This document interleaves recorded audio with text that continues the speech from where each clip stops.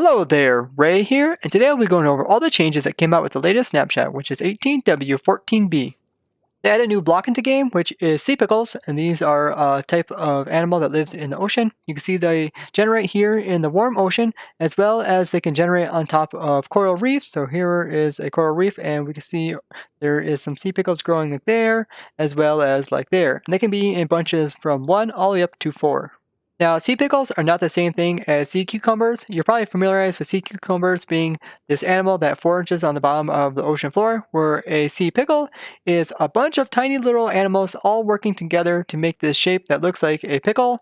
They can be placed down very similar to like the turtle eggs. So if we have a sea pickle, you place down one, then a second one, and they get rearranged, third, as well as fourth, and that is as high as it goes. Now you can break them in survival with a single punch, and you can get all 4 of them back. Sea pickles can be bone milled, and when doing so, it will produce more of them on a block as well as cause them to spread to other blocks. This allows you to have sea pickles being a renewable resource in your world.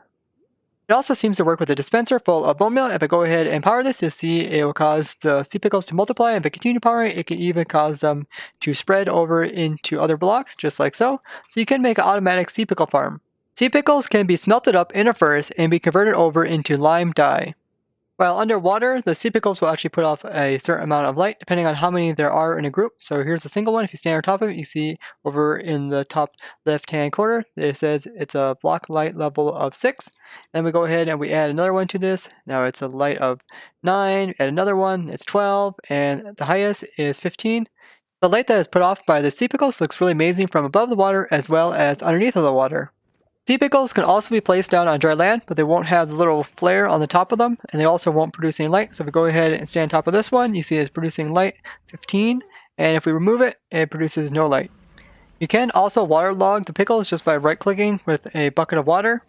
With turtle eggs, the more you add to the pile, it doesn't change the collision box, where with sea pickles, the more you add, the bigger it gets. That means we have some new collision boxes to test out compared to the old blocks in the game. Now, if you didn't know, this is my world where I keep track of all the different types of entity sizes as well as the block sizes in the game. I did a video about this, and I will link it down in the description if you want to have this world download. But with these new pickles, there comes some new collision boxes. So this one here, we don't have this one currently in the game.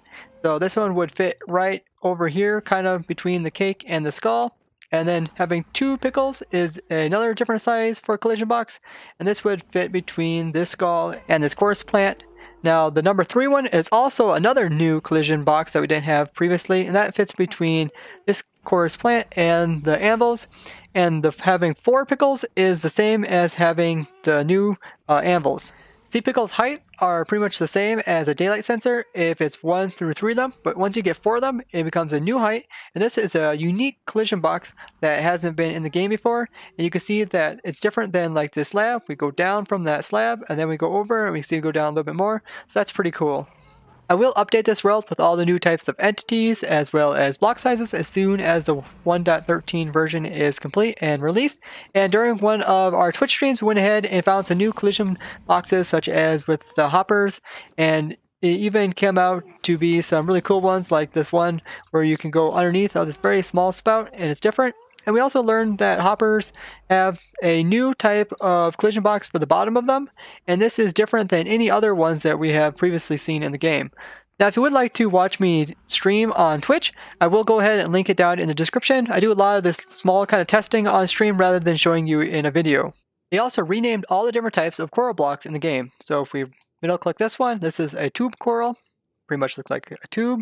And then let's find the red one. This one here is the fire coral, and then here's the magenta one, and this one is called a bubble coral, and then there's a pink one over here. This one is now called brain coral, and last is the yellow one, and this one they call horn coral. All the dead coral variations have also been renamed. They also renamed the normal coral plants as well as all the fan variations, and the fan variations also got a new texture. They made a change so that when you break the block that is waterlogged, it will only destroy the block and not the water. You cannot use this new feature to make floating water, because as soon as you break this coral, it will update the water and it'll flow everywhere.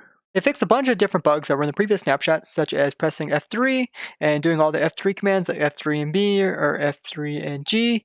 That all works now. Drowns no longer cause your world to crash, something that we experienced in our Twitch stream.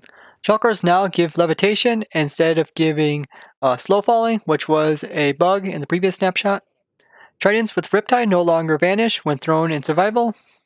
They added the slow falling effect to 2 advancements that already exist in the game, which is Furious Cocktail, where you take one of every type of potion effect, as well as How Do We Get Here, where you have every single type of effect possible in the game at once. There seems to be a bug that you cannot see the wireframe around blocks when you go underneath water, so you can see the wireframe of the sand block, and as soon as they go underneath water, you cannot tell the difference to where one block starts and the next one ends. The more exciting changes to come with the 1.13 Aquatic Update. Tell me what you guys think about this update down in the comments. So if you found this interesting, show me with a like and share this with others. If you'd like to see more videos like this, subscribe and don't forget to hit the bell button. Bye bye!